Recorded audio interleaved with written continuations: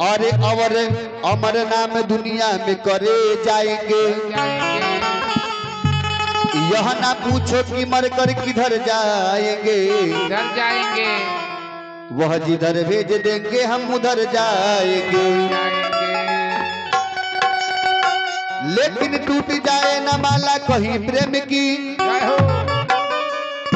वरनायन मोल मोती बिखरे जाएंगे। यह मानो ना मानो खुशी आपकी, हम मुसाफिर है कल अपना घर जाएंगे। तो सबको रखू नवा, अरे कही रे हवे। सरकार जे भी यहाँ बैठल बा, हिंदू होके चाहे मुस्लिम होके, कोनो भी जाति बैठल बा, सबके खून सरकार लाले होला। इना की कोई के करिया होला, कोई के हरियर होला। तो सबको रखू नवा, अरे कही रे हवे। धारा मावा अलगा अलगा बा,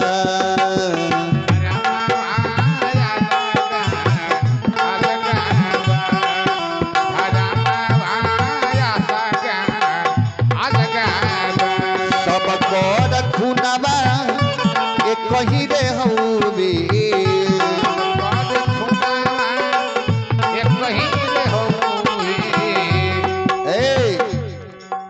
आई भक्त शिरोमणि बबुआ के नाम बोली। चली जय प्रकाश महतो जी के सरहज के तरफ से राम में रऊ दे तेरे कय गो बा हो साड़ू भाई, कय गो बा बाघ 100 गो में 50 गो कम बा। लाभा के मारा में खैनिए फेंक देबो। चली वहां के तरफ से 51 रुपए के दान हनुमान जी के दरबार में पहुंचल। हनुमान जी से विनती रही, प्रार्थना रही कि वहां के दिन दूना रात चौगुना बनल रही। वहां के बेरिये में गुलर के फूल गिर जाओ कि ना, बेरी में पैसा थोड़ी आवेला ना हई।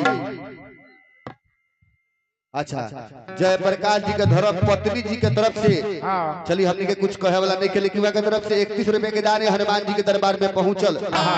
लेकिन सोहर बदरिया में धैले रही साड़ी तया ब्लाउज, हमनी के बड़ा गहनो गुड़िया लागल। आ मोबाइल होई तो वो चली। अरे सब को रखुनावा एक कही रे हौले,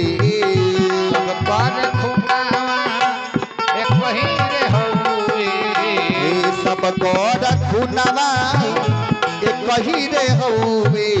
हरा मावा अलगा अलगा बा,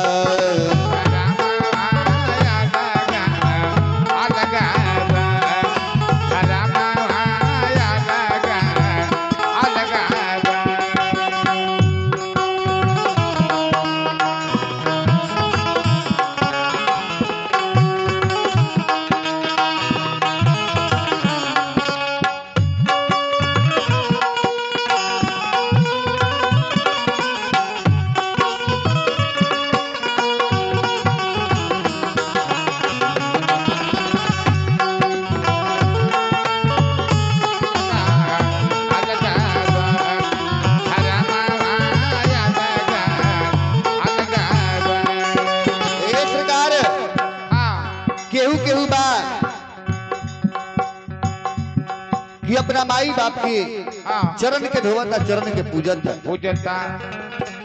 आ केहू के माई बाप की दिन रात घर में रोवता। अरे केहू के बाबू माई, केहू बाबू माई के चरनिया के धोवे।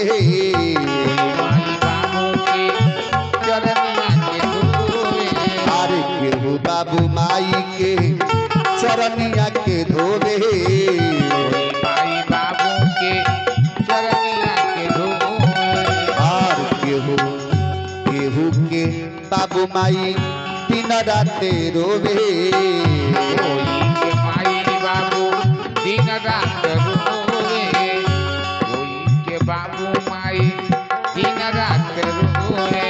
अरे माई के ममता के कही रे हौवे माई के ममता के कही रे हौवे माई के ममता के कही रे हौवे लला नवाया लगा अलगा बा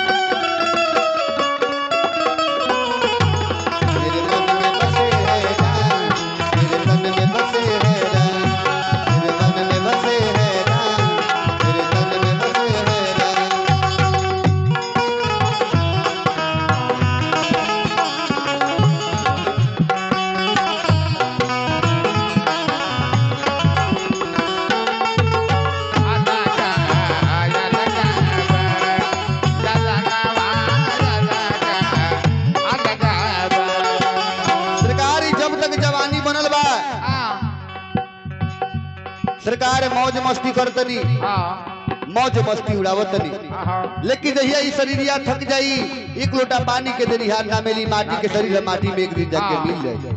जय हो। कैसे कवि जी बतावली कैसे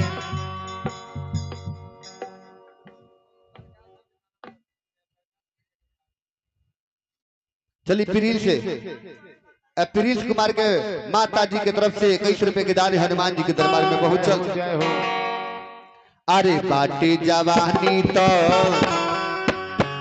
कोरोना गुमान हो जवानी तो कर मत गुमान हो बाटे जवानी तो कर मत गुमान हो अरे ठहरे के सब करबा एक ही ठिकाना हो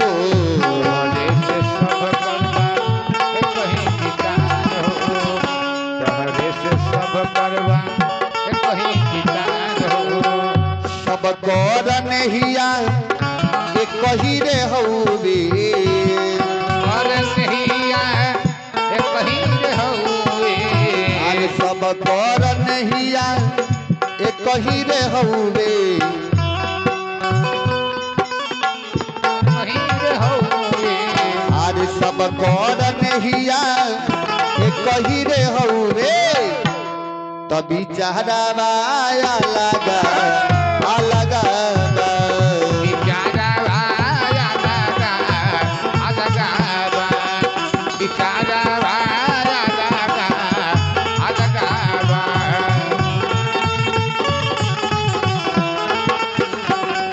सब कर खुनवा एक ही रे हौवे सब कर खुनवा एक ही रे हौवे हरा मवाया लगा अलगा